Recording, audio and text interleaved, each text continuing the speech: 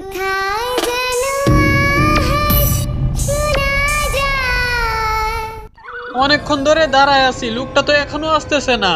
আর লোকটা তো আমাকে কালকে এই জায়গাতেই থাকতে বলছিল। দেখি আর কিছুক্ষণ অপেক্ষা করে লোকটা আসে কিনা, তা না হলে চলে যাব।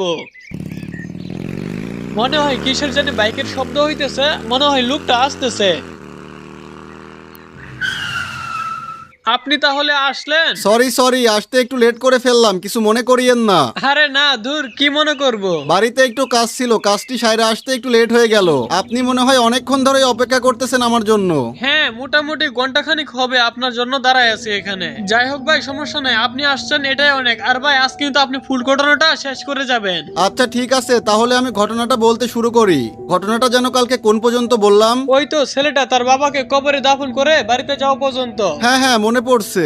আচ্ছা শোনো, তার কিছুদিন পর সোহাগের সাথে যা ঘটে। না, অনেক হয়েছে, অনেক সময় দিছি। এভাবে আসলে টাকাগুলো পাওয়া যাবে না। এইবার আমারই কিছু একটা করতে হবে। 1 মাসের কথা বলে টাকাগুলো নিছিল, সেখানে 2-3 মাস হয়ে গেছে। টাকাগুলো শোধ কইরা মরতি, টাকাগুলো না শোধ কইরেই মরে গেছে। ভাবছে যে এই টাকা আমি আর চামু না, যাই ওর ছেলের কাছ থেকে টাকাগুলো উদ্ধার করে নিয়ে আসি। যদি টাকাগুলো দিতে না পারে তাহলে ওই বাড়ি থেকে ঘাড় ধাক্কা দিয়ে বের করে দেব। আজকে যদি টাকাগুলো না দিতে পারে তাইলে ওর আর ওই বাড়িতে থাকা হবে না। ওই তো দেখা যাইতেছে, ঘরেই আছে। সোহাগ, এই সোহাগ, এইদিকে আয়। চাচার কণ্ঠ মনে হইতেছে। আসসালামু আলাইকুম চাচা, কেমন আছেন? এই তো ভালো আছি। কিরে, কি অবস্থা তোর? আলহামদুলিল্লাহ চাচা, ভালো আছি। আসেন ঘরে এসে বসেন। না, ঘরে যাব না, যেই কারণে এখানে আসলাম। আচ্ছা চাচা, আপনি কি কিছু বলবেন? বলার জন্যই তো এখানে আইছি। শোন, তোর বাবা আমার কাছ থেকে 15,000 টাকা নিছিল। 1 মাসের কথা বলে টাকাগুলো নিছিল, সেখানে এখন 2-3 মাস হয়ে গেছে, টাকাগুলো এখনো ফেরত পেলাম না। চাচা, আমার আব্বু মারা গেছে, আম্মু তো মারা গেছে।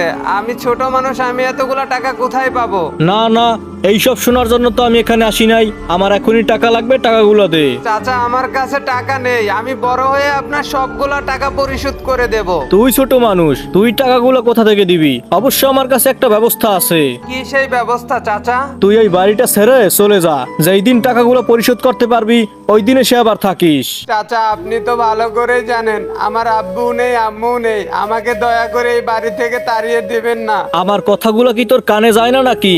যেই দিন টাকাগুলো পরিশোধ করতে পারবি ওই দিনে সে আবার থাকিস। চাচা, আমি ছোট মানুষ, আমি কোথায় যাব? তোর দায়িত্ব কি আমি নেব নাকি? আর একটা কথাও বলবি না। তোরে যাইতে বলছি না, চইলা যা। ঠিক আছে চাচা, আমি চলে গেলাম। যাক, যেখানে মন চায় সেখানে গিয়ে থাকুক, তাতে আমার কি? যতদিন পর্যন্ত টাকাগুলো পরিশোধ করতে না পারবে ততদিন পর্যন্ত এই বাড়িটা আমার। আব্বু আম্মু, তোমরা আমাকে কেন একা করে ছেড়ে চলে গেলে? কেন?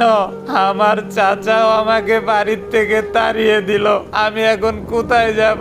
কার কাছে থাকবো? তোমাদের সাথে আমাকে নিয়ে যেতে পারলা না। দুনিয়াতে এখন আমার আপন বলতে কেউ থাকলো না। তোমরাও চলে গেলা কেন?